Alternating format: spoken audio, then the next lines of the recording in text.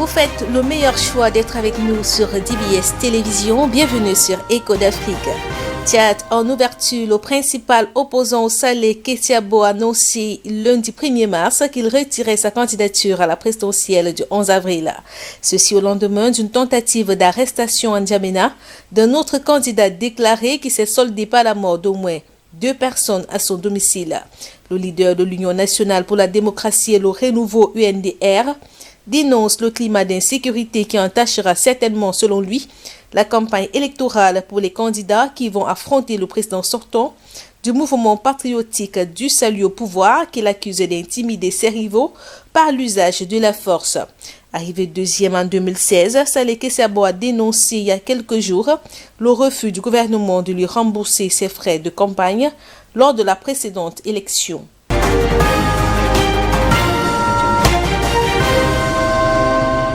En République démocratique du Congo, les sénateurs élisent ce mardi 2 mars les membres qui devront composer le bureau définitif de la Chambre haute du Parlement.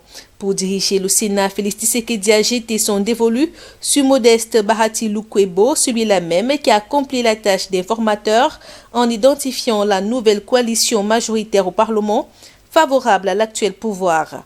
Il est candidat unique pour occuper le perchoir en remplacement d'Alexis Tambwe Mwamba. L'homme connaît la Chambre haute du Parlement congolais. En juillet 2019, pour le même poste, il avait bousculé l'ex-président du Sénat, candidat soutenu par l'ancien président Joseph Kabila, en obtenant 43 voix sur 108. Modeste Bahati Lukwebo avait ainsi réussi à convaincre certains sénateurs membres du FCC à ne pas suivre le mot d'ordre de Joseph Kabila. Ce lundi, les sénateurs vont également élire un nouveau rapporteur pour ce poste. Michel Kanumbu n'a pas d'adversaire. Par contre, les unes devront départager 3 candidats pour le poste du deuxième vice-président, 4 pour le rapporteur adjoint et 5 autres disputeront le siège des questeurs. 3 candidats sont en liste pour le poste de questeur adjoint. Avec ce scrutin, Félix Tshisekedi aura le soutien des 2 chambres du Parlement congolais.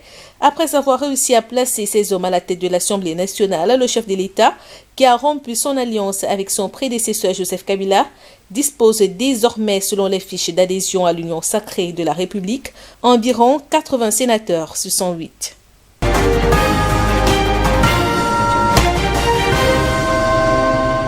Au Nigeria, des centaines d'adolescentes enlevées vendredi dernier dans leur pensionnat de Janrembe, dans le nord-ouest, ont été libérées. À en croire les sources dignes de foi, les filles qui ont retrouvé la liberté sont au nombre de 279 et pourtant les autorités avaient initialement affirmé que 317 jeunes filles manquaient à l'appel après l'attaque de ce pensionnat.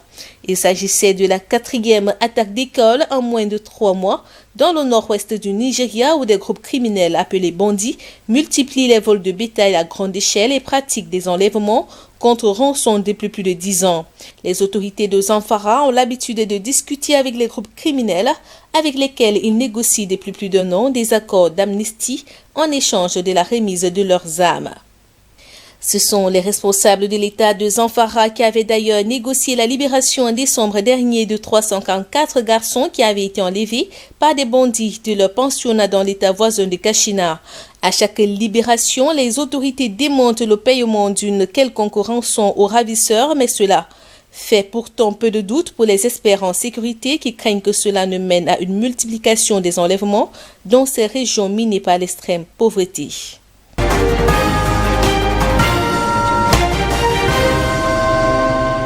Au Niger, l'opposant Hama Hamadou vient d'être placé sous mandat de dépôt à la prison de Filingué à Niamey après 3 jours de garde à vue pour son rôle présumé dans les troubles ayant suivi la proclamation des résultats de la présidentielle.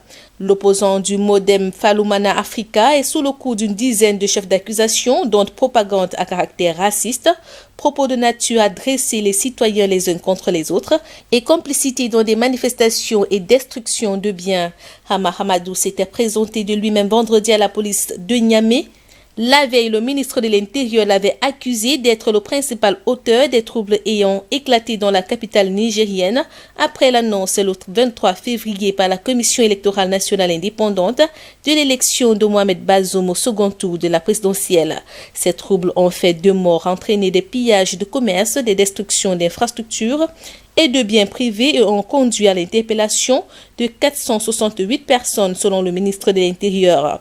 Pour la présidentielle, Hama Amadou a apporté son soutien au candidat du RDR Tchandi puisque sa propre candidature a été invalidée par la Cour constitutionnelle. La coalition de soutien à l'ancien président a appelé à la libération de toutes les personnes interpellées et rappelé que Hama Amadou n'était candidat à rien.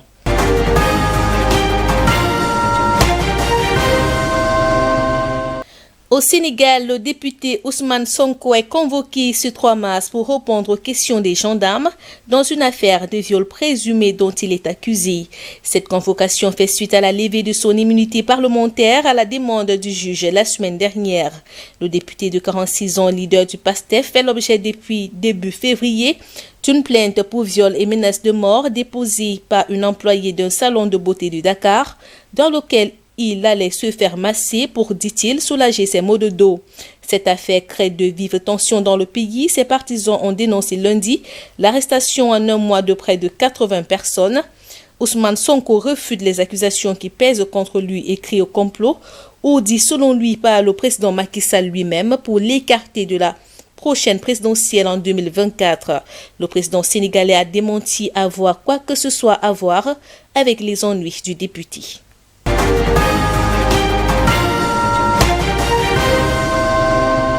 La Côte d'Ivoire a procédé lundi à Abidjan au lancement officiel de sa campagne de vaccination contre la maladie à coronavirus, 3 jours après avoir reçu 504 000 doses de vaccins dans le cadre du mécanisme COVAX initié par l'Organisation mondiale de la santé. Cette première phase de vaccination concerne le personnel de santé, les forces de défense et de sécurité et les enseignants. La campagne va concerner uniquement le district d'Abidjan qui constitue l'épicentre de l'épidémie avec 95% des cas positifs au niveau national. La campagne devrait se dérouler sur une période de 10 jours. Les personnes âgées de plus de 50 ans feront l'objet de la deuxième phase et celles de 18 à 49 ans. La troisième.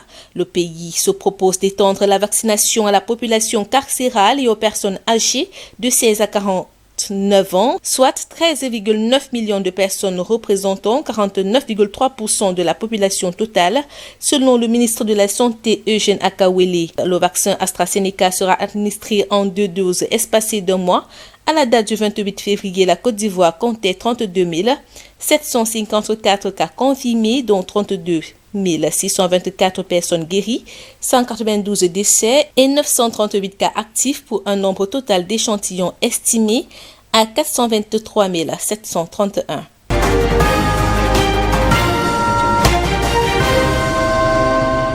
Un détour au Zimbabwe avant de refermer cette édition. Le vice-président vient de jeter l'éponge. Accusé de harcèlement sexuel, Kembo Moradi a annoncé lundi sa démission. Tout en réaffirmant son innocence, il a indiqué qu'il s'agit d'un geste de respect à l'égard de la présidence afin qu'elle ne soit pas mise en cause ou caricaturée. Il a aussi souligné vouloir prendre du recul pour faire face à ces difficultés en dehors de ses fonctions. Plusieurs médias locaux ont publié des comptes rendus de conversations au cours desquelles un homme présenté comme Kembo Moradi harcelait sexuellement plusieurs femmes, dont l'une serait une de ses collaboratrices. Kembo Moradi, 71 ans, pointe une manipulation d'informations, de déformation d'enregistrement, d'espionnage et de sabotage politique. C'est sur ce que nous refermons cette édition. Merci de nous avoir suivis. Passez d'agréables moments en compagnie de nos programmes.